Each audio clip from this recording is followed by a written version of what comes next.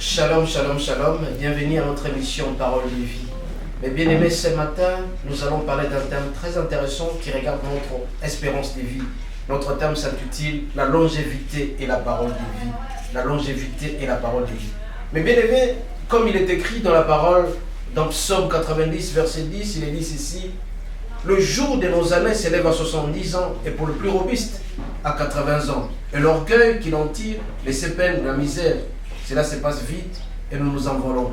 Mais bien aimé, nous savons très bien que l'homme a été créé pour une espérance de vie pour le moment à 90 ans au plus, ou entre 70 et 80 ans.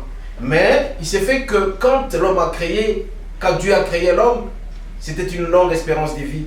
Regardez les cas de David, regardez les cas de Noé, regardez les cas d'Abraham, tous vivaient trop longtemps. Mais malheureusement, quand le péché est entré, il y a eu diminution de l'espérance de vie. Depuis que l'homme a commencé à pécher, l'espérance de vie a commencé à diminuer au fur et à mesure. Au fur et à mesure qu'on commettait les péchés, au fur et à mesure que le nombre d'années commençait à se réduire, on parvient difficilement à atteindre 120 ans. Comme en principe nous devons atteindre 120 ans. Mais malheureusement, beaucoup de gens ne sont pas rassasiés de nombre de jours, à l'instar de David. David était rassasié de nombre de jours parce qu'il a marché selon la parole de Dieu. Parce qu'il a respecté les voies, parce qu'il a respecté les commandements du Seigneur. Il était un homme très heureux, il était rassasié de nombre de jours. Il en est de même du cas de Josué, qui est mort tout en étant rassasié de nombre de jours. Nous aussi, mes bien-aimés, nous sommes appelés à respecter ce que disent les Écritures pour vivre longtemps.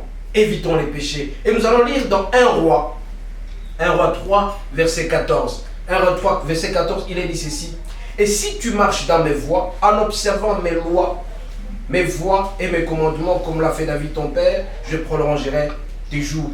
Ici, le Seigneur s'adresse particulièrement à Salomon. Salomon qui était un fils de David.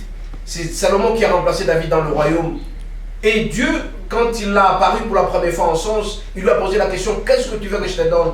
Et Salomon a demandé tout simplement la sagesse et l'intelligence. Et ici, le Seigneur lui dit, pour qu'il vive trop longtemps, pour qu'il soit très heureux dans sa vie, le Seigneur lui demande de marcher selon les voies, selon les commandements et le respect de prescription de la parole de Dieu. C'est pourquoi, mes bien-aimés, pour nous qui sommes encore vivants, pour nous qui sommes en train de suivre à cet instant la parole de Dieu, il nous est demandé tout simplement, pour vivre trop longtemps sur cette terre, nous sommes appelés à respecter la parole de Dieu. Nous sommes appelés à marcher selon l'intégrité et la justice comme on l'a toujours fait Abraham.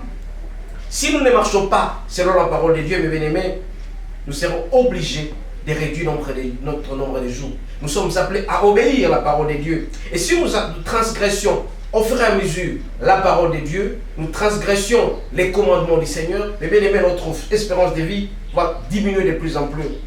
Si nous satisfaisons plus la parole de Dieu, si nous suivons à la lettre ce que disent les Écritures, mais bien aimé, notre espérance de vie ira de l'avant. Rappelez-vous, nous avons quelques commandements, les commandements que Moïse a présentés auprès du peuple d'Israël. Il a dit: ne volez pas, ne prenez pas la femme d'autrui, ne haïssez pas, ne mentez pas. Tout ça, si nous les respectons, mes bien-aimés, vous allez remarquer que l'espérance de vie va augmenter.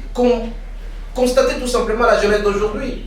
Quand quelqu'un se met dans la drogue, il se met dans les sexes, il se met dans les insultes, il se met dans beaucoup de choses, vous allez remarquer qu'il sera difficile pour lui d'atteindre 50 ans. Quelqu'un qui se prostitue, il prend son corps, il distribue aux femmes, il prend son corps, il distribue aux hommes, son espérance de vie va diminuer de plus en plus.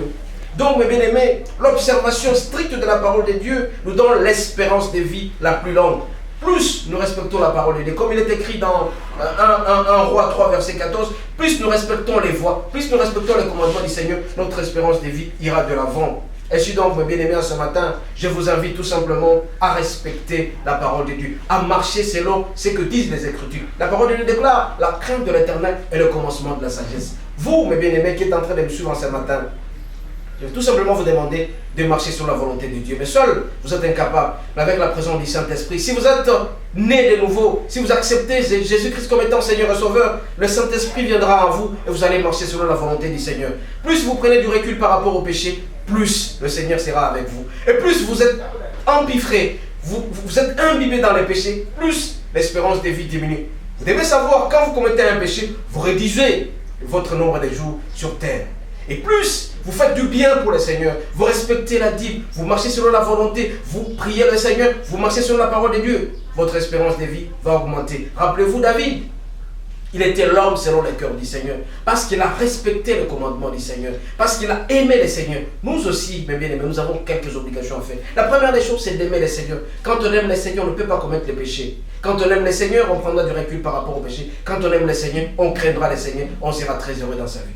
Deuxièmement, nous devons savoir pardonner, comme on l'a toujours dit. Quand nous pardonnons, nous oublions les péchés et le Seigneur sera avec nous. Et troisième lieu, nous allons pratiquer avec intégrité la parole de Dieu. Les voies du Seigneur, nous devons les respecter. Les commandements du Seigneur. Nous vivons dans des sociétés où prolifère le péché. Nous prolifèrent toutes sortes de métiers du péché. Il y a la drogue, il y a la bière, il y a les femmes, tout ce qui peut nous salir.